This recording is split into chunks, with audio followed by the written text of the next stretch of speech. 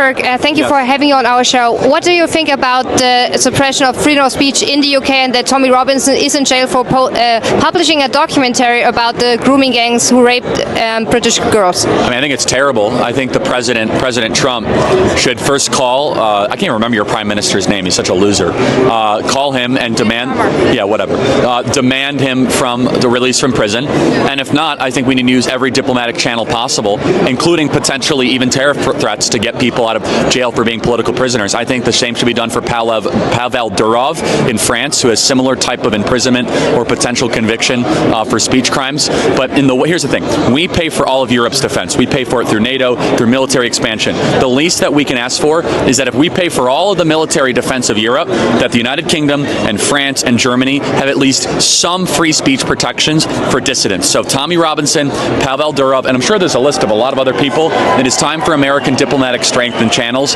to use some, start small, and then increase to demand the release of people that are unjustly imprisoned for simply speaking their mind. Thank you so much. Because in Britain, we already had one person who committed suicide because he was put in jail for posting a meme.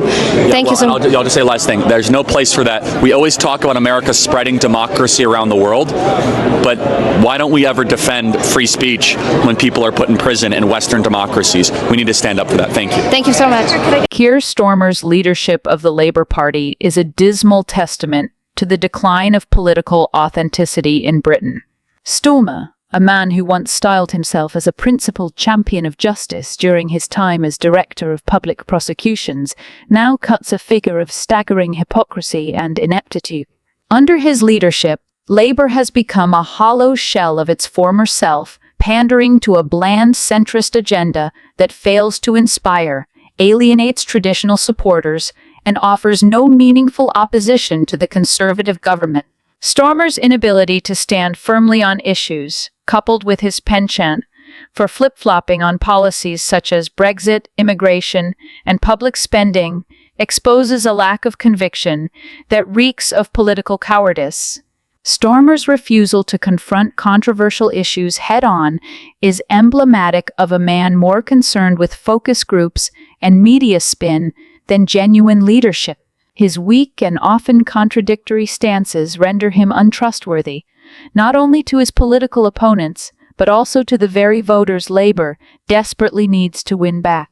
His response to free speech issues, like the jailing of Tommy Robinson or the broader erosion of liberties in Britain, has been mute at best and complicit at worst. This silence reflects either a deep misunderstanding of the importance of protecting fundamental rights or a cynical calculation to avoid alienating the liberal elite. What makes Starmer particularly infuriating is his sanctimonious demeanor, a man who postures as a moral authority while presiding over a party that has utterly lost its moral compass. The Labour Party under his watch seems more preoccupied with internal witch hunts and superficial gestures than addressing the systemic challenges facing the nation.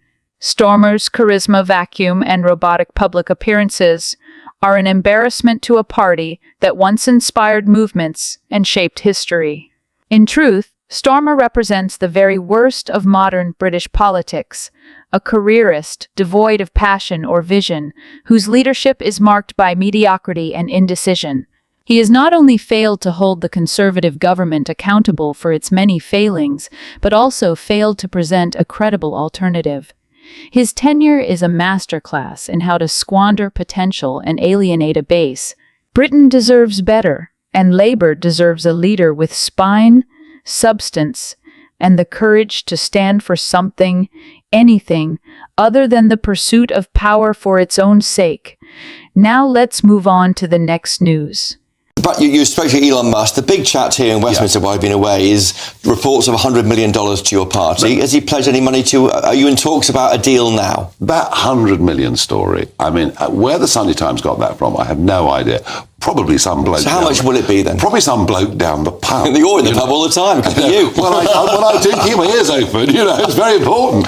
No, look, there are two things we talked about. Number one, what really fascinated me were the margins by which Trump won in the 7 key swing states. And the person behind that was, one, Elon Musk.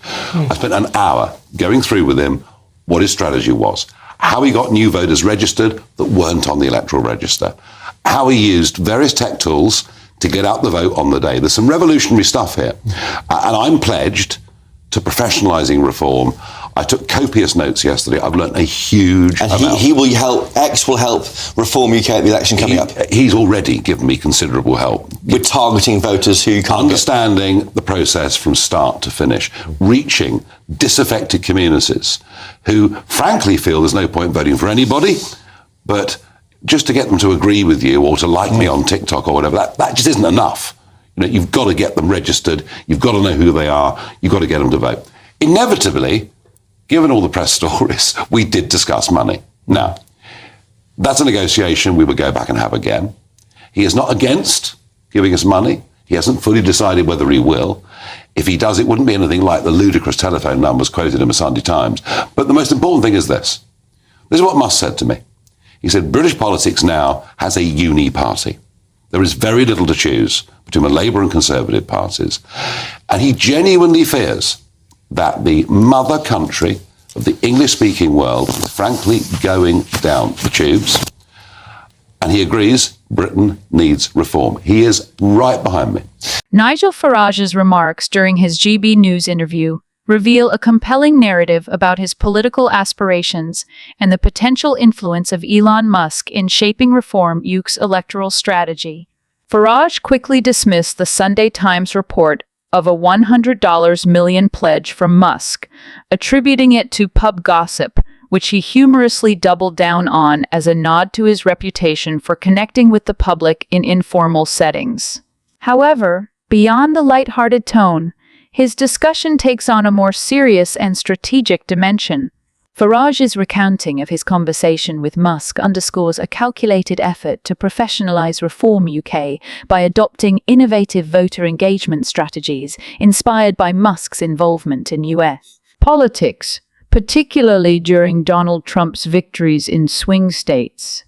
Farage highlighted Musk's expertise in leveraging technology to register new voters and mobilize turnout, describing it as revolutionary.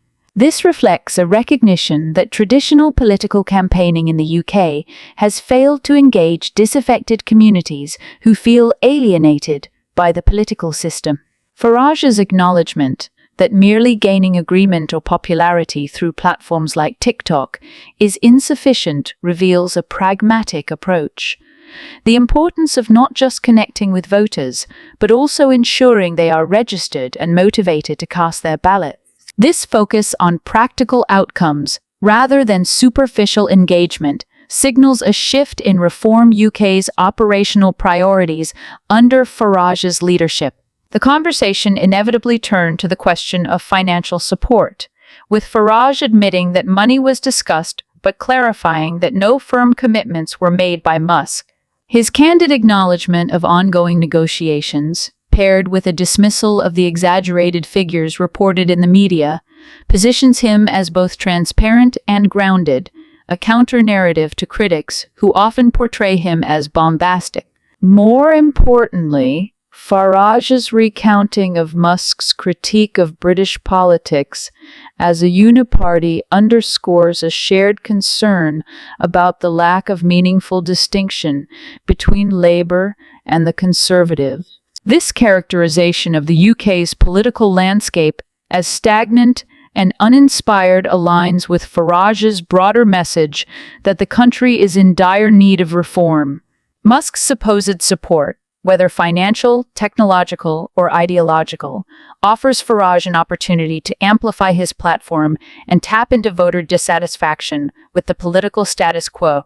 By aligning himself with Musk, a figure associated with disruptive innovation and global influence, Farage positions Reform UK as a viable alternative capable of challenging entrenched systems. The assertion that Musk is right behind him reinforces Farage's attempt to project Reform UK as a movement with international credibility and transformative potential. Ultimately, This interview paints a picture of a politician who, despite his polarizing reputation, is strategically recalibrating his approach to maximize impact, leveraging both grassroots connections and high-profile alliances to reshape the UK's political landscape. Thank you for watching. Be sure to leave a comment, hit the like button, and subscribe for more updates. Join the conversation and stay connected with us on Telegram. Your support means the world to us.